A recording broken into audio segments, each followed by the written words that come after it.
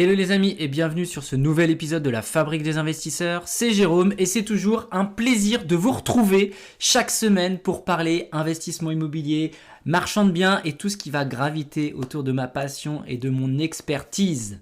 Aujourd'hui les amis, le programme du jour c'est acheter sa résidence principale, bonne ou mauvaise idée. C'est une question qui revient souvent auprès des investisseurs, surtout quand on se lance dans sa carrière, donc on va voir ça ensemble. Mais avant ça, jingle!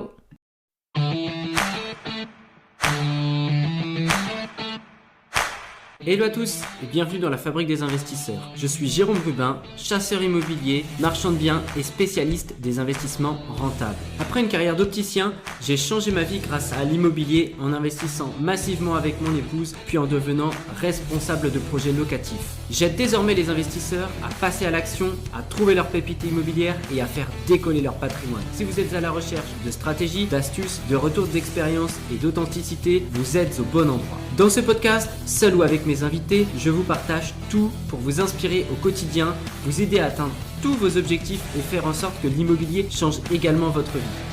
Retrouvez-moi également sur ma newsletter hebdomadaire où vous verrez les coulisses de mon activité et recevrez des conseils sur l'investissement immobilier. En bonus, lors de votre inscription, recevez mon e-book Dénicheur de pépites, un véritable guide pour trouver votre bien rentable, même si vous partez de zéro. Allez, c'est parti pour le nouvel épisode du jour. Alors aujourd'hui les amis, on va attaquer très rapidement, vous avez l'habitude par les actualités de GG. Qu'est-ce qui se passe aujourd'hui? Qu'est-ce qui gravite dans mon écosystème de l'investissement immobilier, du marchand de biens, etc. Donc sur la partie marchand, bon voilà, je t'en parle depuis quelques semaines, mais là c'est imminent, on est en attente de signature d'acte d'achat pour une opération qui s'annonce hyper intéressante, je t'en parlerai un petit peu plus longuement, hein. Mais voilà, un achat de 3 appartements en lot qu'on va revendre ensuite au détail. Donc ça va voir le jour. Je suis en attente de réponse sur le financement également pour la revente de mon deuxième projet de marchand où on détachait un terrain d'une maison. Voilà, le terrain a été vendu en septembre, la maison est sous compromis. Et voilà, je suis en attente de date pour la signature. J'espère que ça pourra être acté courant mars. En tout cas, c'est bien engagé. Donc ça, c'est un très bon point. Et puis, beaucoup de projets à l'étude également en ce moment. C'est assez incroyable de se dire à quel point quand on met un focus quand même sur un sujet, à quel point on trouve des trucs. Alors, vous allez me dire, ouais mais Jérôme, aujourd'hui c'est ton job, c'est facile pour toi, t'es habitué. Oui certes, je vais pas dire le contraire. Aujourd'hui j'ai développé une telle expertise dans la recherche de biens que à partir du moment où je mets un focus, en fait je trouve une palanquée de biens. Et par exemple là je sais que j'accompagne des clients sur des projets d'investissement clé en main, sur des typologies de biens par exemple immeubles, hein. Et là dernièrement j'ai trouvé pléthore de biens. Alors bien sûr, faut faire le tri, mais sur le papier, en fait, il y a un max d'opportunités et d'affaires, je trouve. Là, c'est assez dingue tout ce qui se passe sur le marché en ce moment.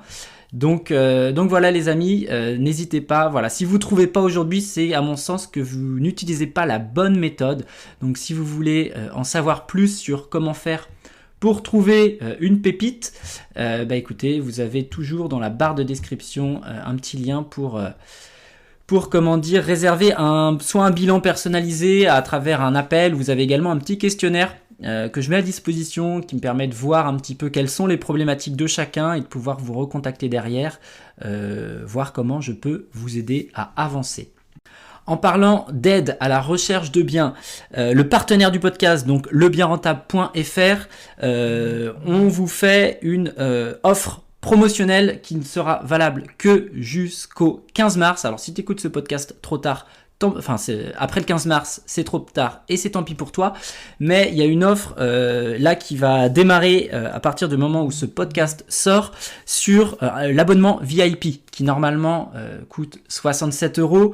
Pour les 20 premiers inscrits, il passe à 27 € et ce jusqu'au 15 mars. Donc voilà les amis, vous avez un lien et un code promo dans la barre de description de l'épisode pour toutes celles et ceux qui veulent avoir des biens servis sur un plateau sans avoir de recherche à faire avec une analyse, travaux, mise en loc, etc.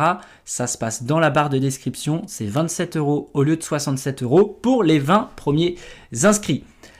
Naturellement, pour toutes celles et ceux qui font partie de l'Académie des dénicheurs de pépites, d'ailleurs merci, je fais pas mal d'appels en ce moment pour les accompagnements sur 6 mois et c'est cool parce que il y a plusieurs élèves, donc parmi les auditeurs du podcast justement, qui vont travailler à mes côtés, que je vais aider à faire monter en compétences sur tous les aspects d'un projet immobilier.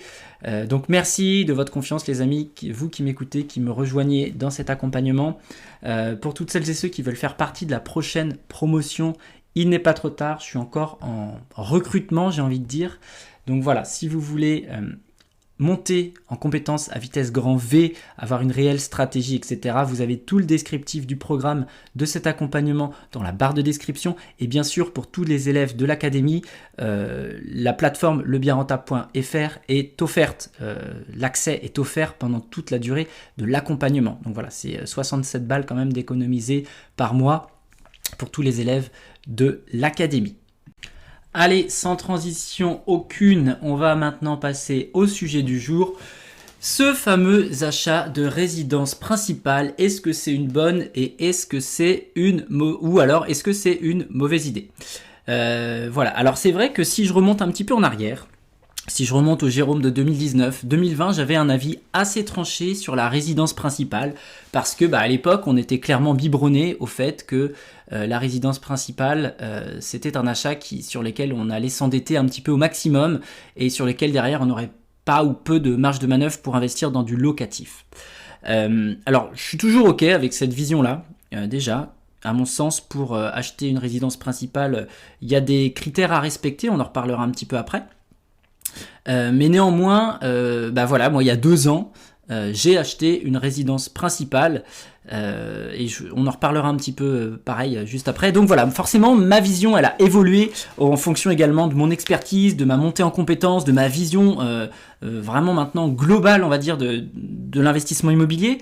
Et je pense qu'il ne faut pas être aussi catégorique que ça sur l'ARP. Il ne faut pas se dire non c'est de la merde parce que à mon sens ça peut être également un excellent moyen et un excellent levier d'enrichissement et c'est justement un petit peu ce qu'on va voir ensemble tout au long de ce podcast.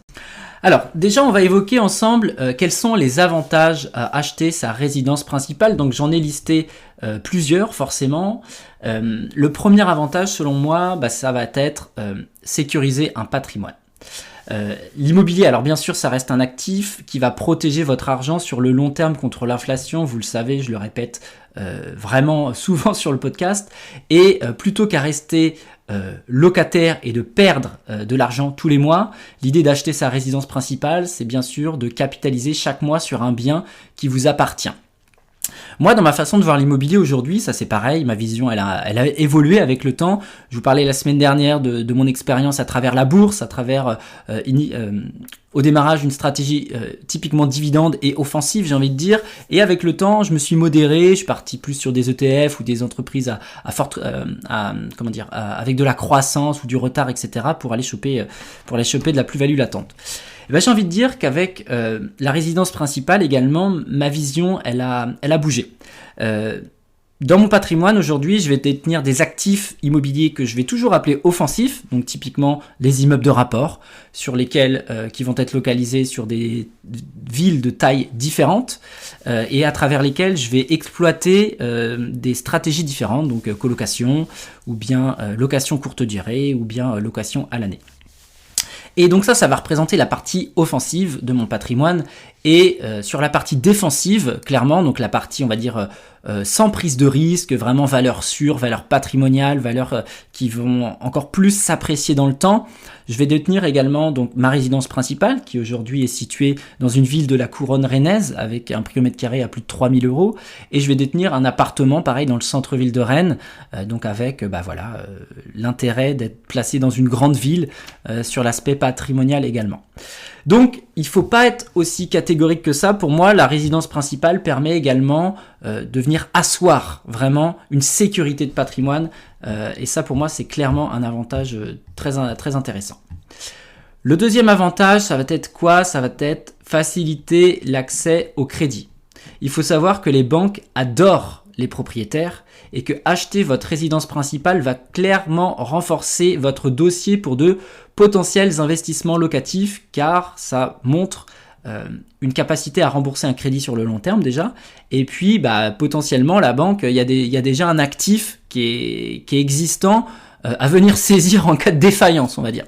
Alors bien sûr, encore une fois, il faut bien acheter sa résidence principale. On verra ça juste après. Donc voilà, ça va faciliter un petit peu l'accès au crédit. Et il faut savoir également que 80% des dossiers bancaires octroyés sont à destination des résidences principales.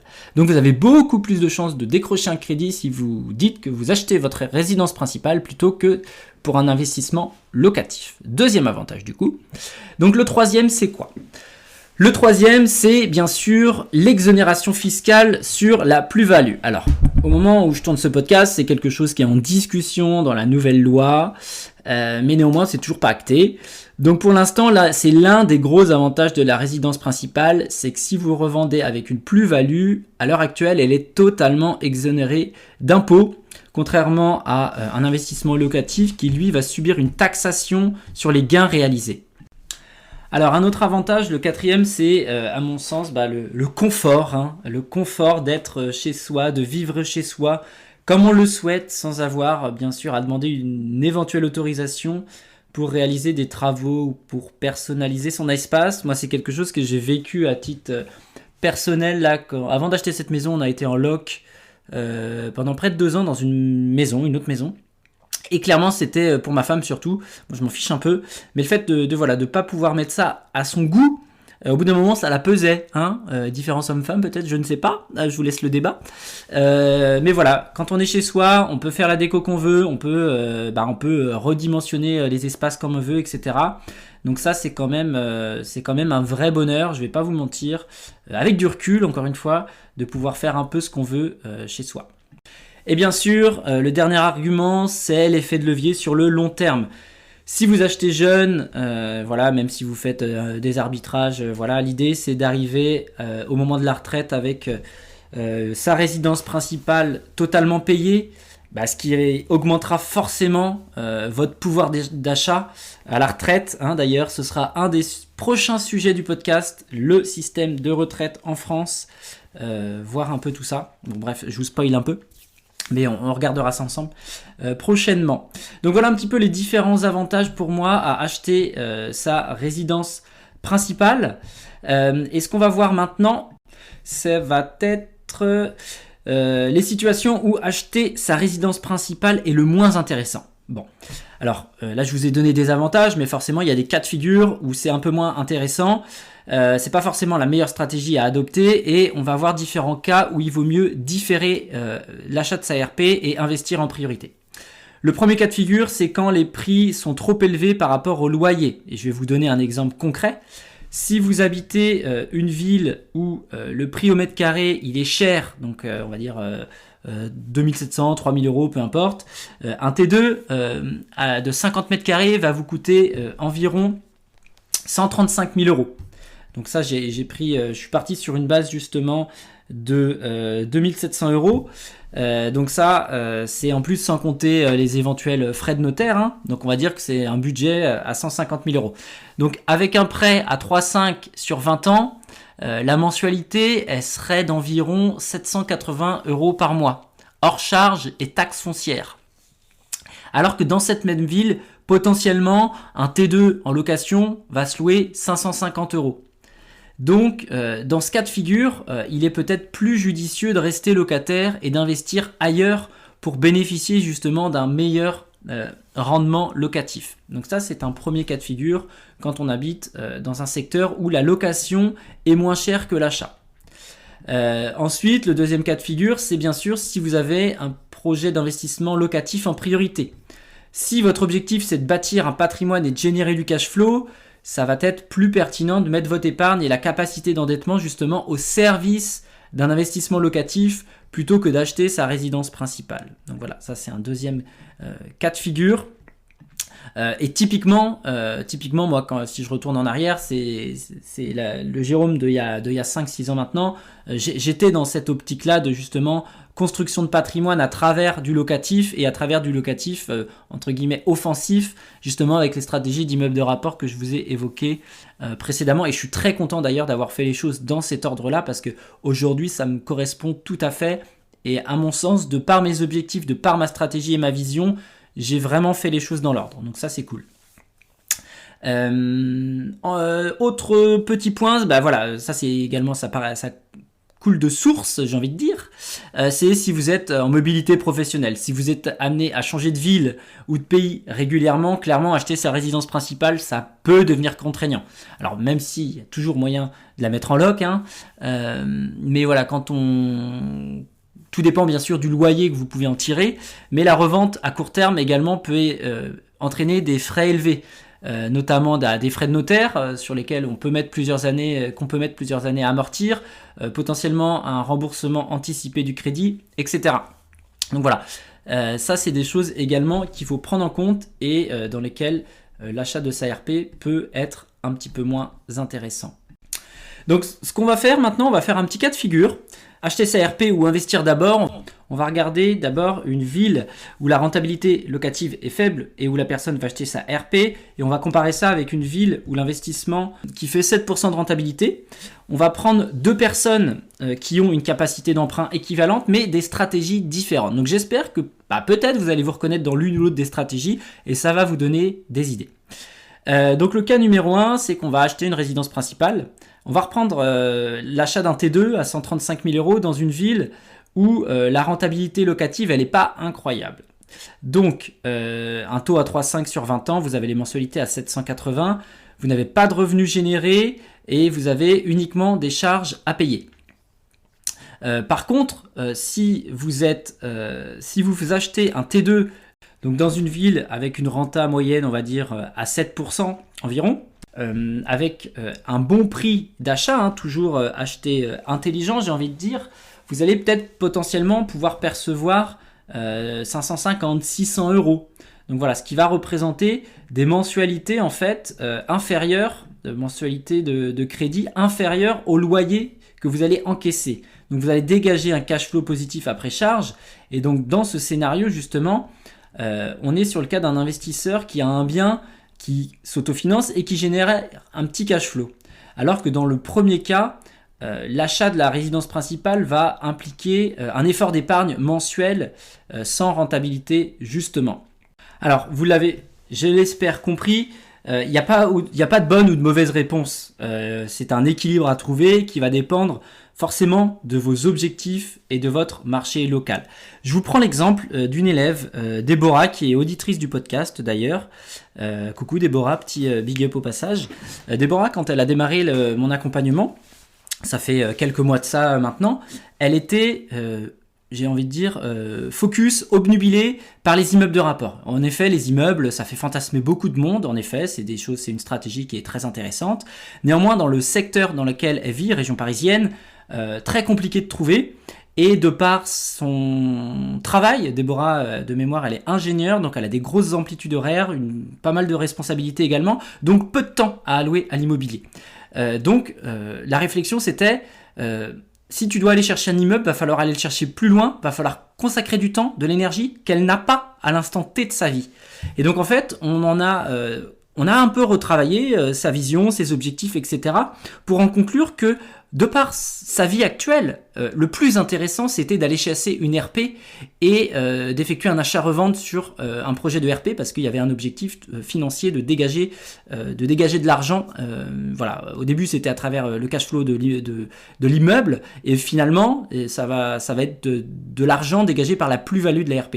Et en fait, on a retravaillé son projet pour qu'elle puisse trouver un territoire, une zone autour de chez elle, à moins d'une demi-heure à peine, pour justement faire ce projet d'achat-revente en résidence principale. Et à partir du moment où on a retravaillé cette stratégie et elle a mis les actions en place pour aller sur le terrain, il y a plein d'opportunités qui se sont présentées dans son budget, dans son cas de figure, avec les nouveaux objectifs qu'on avait fixés. Donc voilà, ça c'est un exemple qui me vient en tête parce que voilà, c'est un cas de figure que j'ai eu récemment. Donc, je reprends. Donc, il n'y a pas de bonne ou de mauvaise réponse, donc ça dépend de vos objectifs et du marché.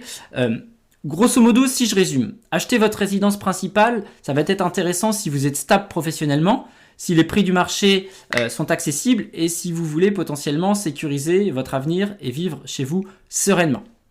Par contre, si vous voulez investir dans du locatif avant votre RP, ça peut être intéressant si vous voulez maximiser votre patrimoine, générer du cash flow, si vous voulez vivre, si vous vivez à l'heure actuelle dans une ville où les prix à la location sont pas trop élevés justement, et si vous avez potentiellement de la mobilité professionnelle. Donc, la résidence principale, c'est souvent perçu comme un Graal, mais c'est pas toujours la meilleure décision. L'important, vous l'avez compris, c'est de bien analyser votre situation, votre marché local, vos objectifs de vie. Si la ville, elle n'est pas propice à de l'investissement locatif, alors acheter sa RP, ça peut être une bonne idée. En revanche, si vous êtes dans un secteur avec un prix élevé et que votre ambition, c'est d'investir, privilégiez justement l'achat locatif. Ça peut être une réflexion qui peut être intéressante. Donc voilà, j'espère que ce podcast vous a plu. Petit teasing parce que je vais le faire en 2 temps ce podcast parce qu'il est assez long.